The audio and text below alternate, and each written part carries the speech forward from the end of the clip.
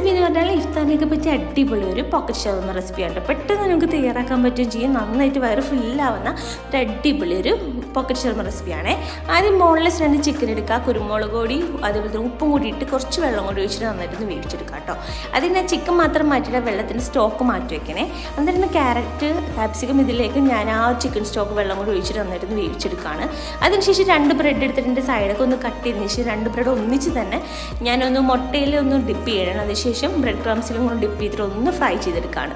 അതിനുശേഷം നമ്മൾ നേരത്തെ വേവിച്ച് വെച്ചിരിക്കുന്ന ക്യാരറ്റ് ക്യാപ്സിക്കം എടുക്കുക. അതിലേക്ക് കുറച്ച് കുക്കുംബറും കുറച്ച് സവാളയും നേരത്തെ വേവിച്ചിരിക്കുന്ന ചിക്കൻ നന്നായിട്ട് ഒന്ന് ചോപ്പ് ചെയ്തെടുത്തതും അതേപോലെ തന്നെ കുറച്ച് മയോണൈസും കൂടി ഒഴിച്ചിട്ട് നന്നായിട്ടൊന്ന് മിക്സ് ചെയ്തെടുക്കുകയാണ്. ആവശ്യത്തിനുള്ള മല്ലിയിലയും ഇടാം കേട്ടോ. ഉപ്പുണ്ടെന്ന് നമ്മളൊന്ന് ശ്രദ്ധിച്ച് നോക്കണേ. അതിനുശേഷം നമ്മൾ ഫ്രൈ ചെയ്തിരിക്കുന്ന ആ ബ്രെഡ് 2ആയിട്ട് കട്ട് ചെയ്യുക. അപ്പോൾ ഇതുപോലെ പോക്കറ്റ് പോലെ നമുക്ക് കിട്ടും കേട്ടോ. അതിലേക്ക് നമ്മൾ ഈ ഫില്ല് ചെയ്ത് വെച്ചിരിക്കുന്ന ഈ ഫില്ലിങ് കൂടി വെക്കുക. ഇത്രയേ ഉള്ളൂ കേട്ടോ. പോക്കറ്റ് ഷവർമ റെഡി ആയിട്ടുണ്ട്. അപ്പോൾ എല്ലാവരും ഒന്ന്